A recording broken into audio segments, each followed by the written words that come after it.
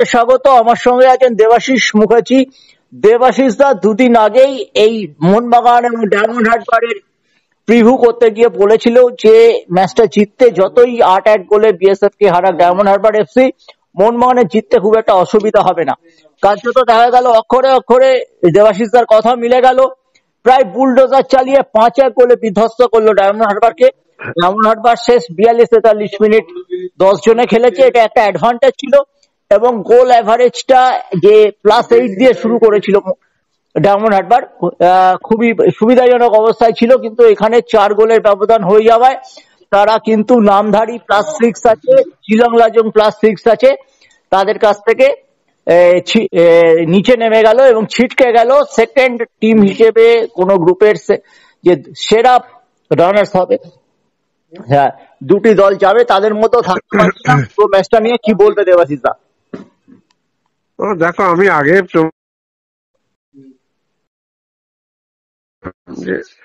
Last ইয়ারের league seal দুটো tournament জেতা, হতে পারে প্রথম দিকে সেরকম খেলতে পারেনি ফার্স্ট ম্যাচ সেকেন্ড ম্যাচ সেইভাবে, কেননা সবাই রেস্ট নিয়ে এসছে।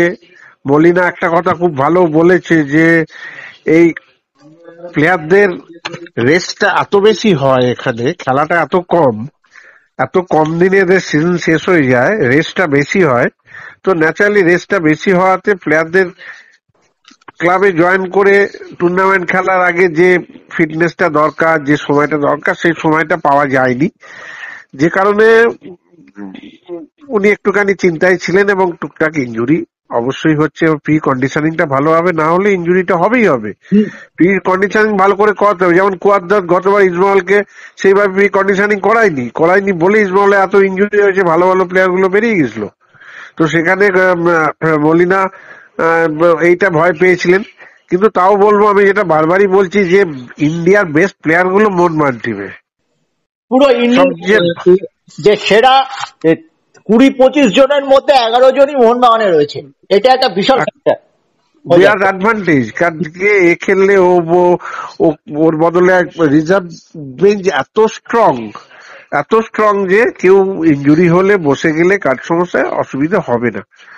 সেটা আজকে আবারও প্রমাণ হয়ে গেল সেই যথারীতি। এবার এবছর লিস্টন একটু অন্য ফর্মে আছে, ২ বছর আগে যে ফর্মে ছিল লিস্টনকে এবারে শুরু থেকে সেই ফর্মে দেখা যাচ্ছে, এটা মোহনবাগানের ক্ষেত্রে যথেষ্ট ভালো।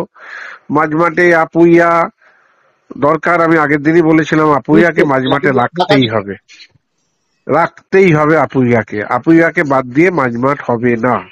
গতবার যেমন মলিনা একটুখানি এক্সপেরিমেন্ট করেছিলেন, কিছু জায়গায় আপুইয়াকে বাদ দিয়েছিলেন অনেক ম্যাচে, শুরু থেকে শুরু করেছিলেন, পরে তিনি ব্যাক ফোরে ফেরেন। এবার কিন্তু তিনি পরীক্ষা নিরীক্ষা যাচ্ছেন না, ব্যাক ফোরে চলে গেছেন। হ্যাঁ, তো এটা ঠিক আছে। মাঝমাঠে আরো একটু একটা ফরেনার এসে গেলে আরো বেটার হবে। মাঝমাঠে একটা ফরেনারটা লাগবে, অবশ্যই লাগবে। গ্যালারিতে দেখেছি তাকে, হয়তো আরো ৭-৮ দিনের মধ্যে কিছুটা তো ফিট হয়ে ২০-২৫ মিনিট ১৭ তারিখ খেলাতেই পারে দিমিকেই। দেখা যাক, কেন দিমিকে তো ম্যাকলারেন দিমি তো একসঙ্গে এসছে, ম্যাকলারেন তো নেমে পড়লো। এখন এটা ডিপেন্ড করছে কোচের ওপর, যে কে কিরকম প্রি সিজনে প্র্যাকটিস করেছে। কামিংস এসছে, কামিংস গোলও করেছে, দিমি দুদিন আগে এসেছে। দিমি দুদিন আগে এসছে, ম্যাকলারেন তো দিমিতের সঙ্গেই এসছে। না, ম্যাকলারেন আগে এসেছে, দিমি কত আগে এসছে? ম্যাকলারেন তো আমার মনে হয় না খুব একটা, ৫ দিন আগে এসেছে। তুমি দেখো, একটা ৫ দিন আগে এসে একটা প্লেয়ার ছুটিতে ছিল, 5 দিন আগে এসে 3 দিন প্র্যাকটিস করে, এটা তো সেরকম নয়। এবার কোচ দেখেছে হয়তো সে অফ সিজনে নিজে প্র্যাকটিস করেছে, নিজের জায়গায় নিজে ফিট ছিল। এরা নিজেদের ওখানে যে ফিজিক্যাল ট্রেনারের পাঠানো শিডিউল অনুযায়ী গত ১ মাস ধরে প্রি সিজনটা নিজেদের মতো করে করেই ওরা এসেছে। অবশ্যই করছে বলে আজকে নামতে পেরেছে 3 দিনের প্র্যাকটিসে, নাহলে নামতে পারতো না।